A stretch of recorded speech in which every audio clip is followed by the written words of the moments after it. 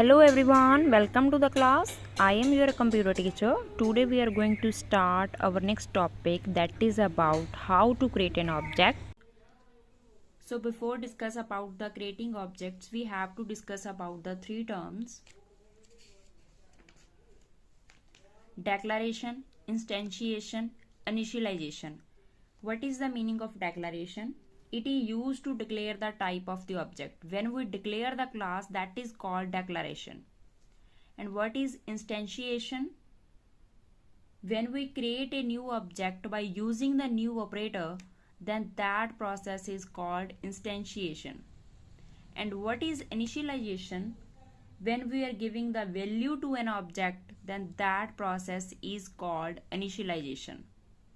Yes? Then how to create an object? We have to write class name first, then object name is equal to new, again class name, then empty braces. Here students, here the name of the class to which we have to define the object. Then we have to write the name of the object which we want to create. New is the operator that is used to allocate the memory for it. Then here again class name, so this is called constructor for this. We will study constructor in next chapters. Now taking an example of fruit class. I am taking the class fruit and mango is its object is equal to new fruit. Second object orange, that is created by using fruit class. Yes, these objects mango and orange has different characteristics: color, shape, taste. Taste and shape and color of the mango is different, and color, shape, taste of orange is different, but they have common behavior. They can be used for making the juice, they can be used for making the fruit chart, and they can be used for ice cream or shakes. Yes, so if you are calling mango dot making juice, then juice is made by using mango only. If you are using orange dot fruit chart, then fruit chart is making by using orange only. When we are talking about the software objects, students, so when we are talking about the real world objects, then we call the characteristics and behavior. And when we are talking about the software objects, then we call characteristics as data members and behavior as methods. So now let's discuss software classes and objects. Here I am taking the class student. To declare the class student, we have to write class keyword here. This is the keyword. Keyword is that word that has a fixed meaning in the Java language. This keyword is used to declare the class. And here this is the name of the class. Yes. Then after opening the brace, there are two data members in this class. These are the data members, or you can say that the characteristics of the class student. Yes. So first one is roll number, second one is marks. Every student has its roll number and every student got the marks. Then after that I am taking the method here that shows the behavior of the student. First method is get data, and I am writing here void. This is the return data type. After calculation, what value is returned by the method? So that shows this return type. This is the keyword void that shows this method returns no value, empty value. If method returns no value, then we have to declare return type as a void. Then in the braces, I am passing two values, int a, int b, so that we can give the value to the roll number and marks. Then second method is void display. This method is used to show the information on the screen. And here again return type is void because this method even cannot return any value. That's why we are declaring the return type void. Then in this body, I am using system.out.println.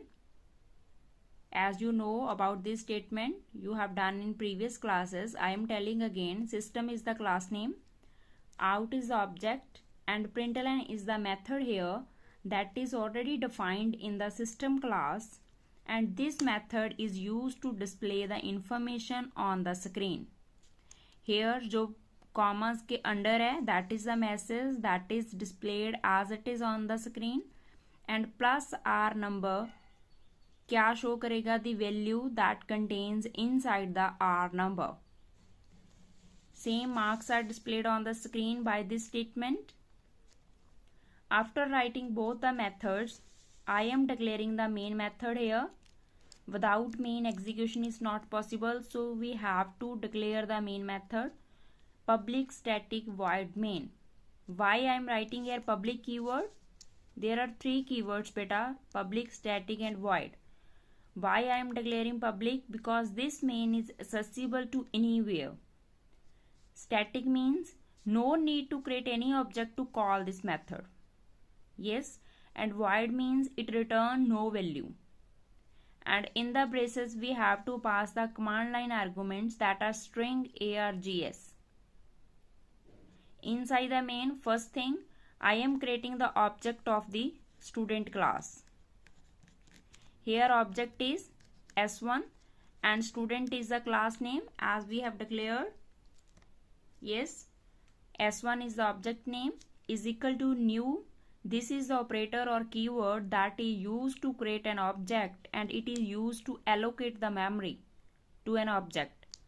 Student again class name, so same class name. This is same as class name, so this is called constructor. By this statement S1 object is created and by second line S2 object is created. Now if we are writing S1 dot get data is the method. Yes, to call this method we have to write S1 dot. When we are calling it for S1, then we are passing 1 and 70. 1 is roll number, 70 marks. And when we are calling it for S2, then we have to write S2 dot get data and we have to pass the different value to it.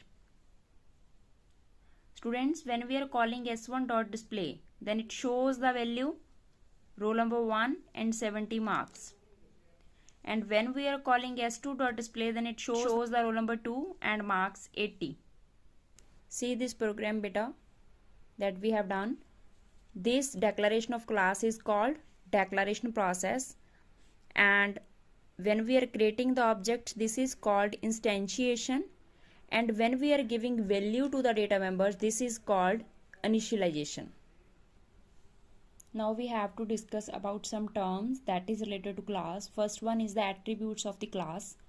The data members in the class are called attributes of the class, or you can say that the characteristics of the objects are called attributes of the class. Second is class as abstraction.